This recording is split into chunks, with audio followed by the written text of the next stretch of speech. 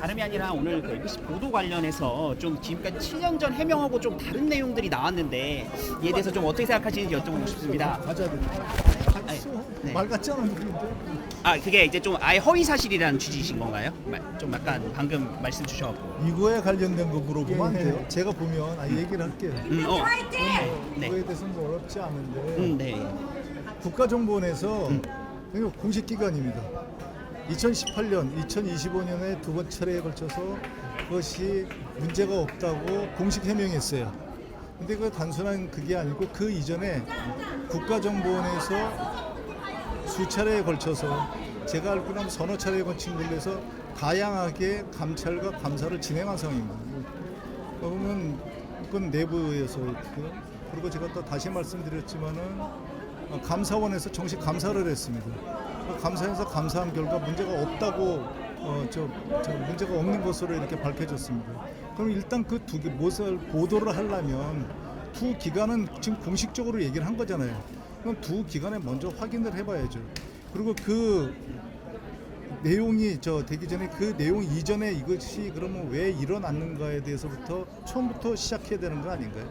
처음부터 시작하는 것은 뭐 제 아들이라서 얘기를 하면은 그러니까 신원조회까지 다 통과됐던 사람이 어떻게 2, 3주에 신원조회가 갑자기 신원조회에서 떨어져가지고 탈락이 될 수 있는가부터 말해야 되는 거 아닌가요? 1차 때 말씀하시는 거죠? 그렇습니다. 그러니까 탈락이 돼야 되는 신원조회까지 다 통과됐다는 걸 나중에 저희가 지금 보도한 거와 반대로 해가지고 저도 다 제가 거기서 근무를 했으니까 다 들었거든요.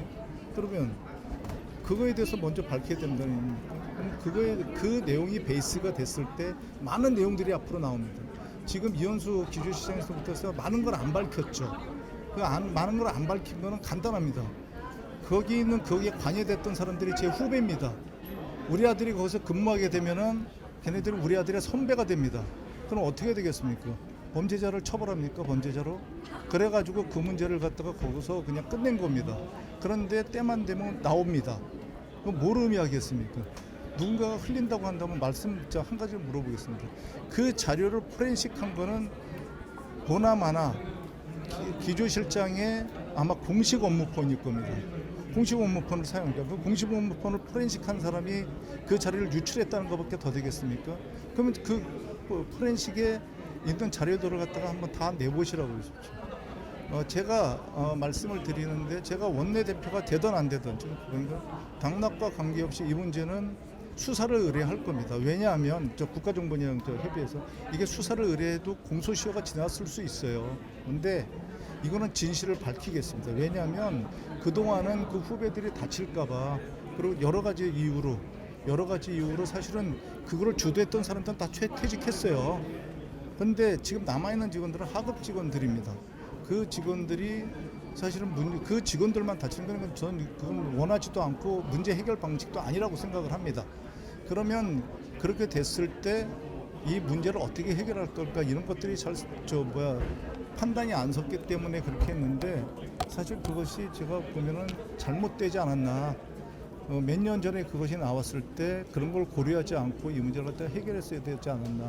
사실 해결하고자 했습니다만 사실 여러 가지 제약 때문에 하지 못했던 것도 사실이거든요. 그러니까 그런 문제들을 갖다가 이렇게 제가 대강의 얘기를 해서 혹시 또 오해가 생길지 모르겠는데 그런 문제가 있었다는 걸 말씀드리고요. 우선 취재를 하시기 전에 그러니까 감사원의 감사와 국가정보원에서의 그 공식 자료를 갖다 해명을 듣기 바랍니다.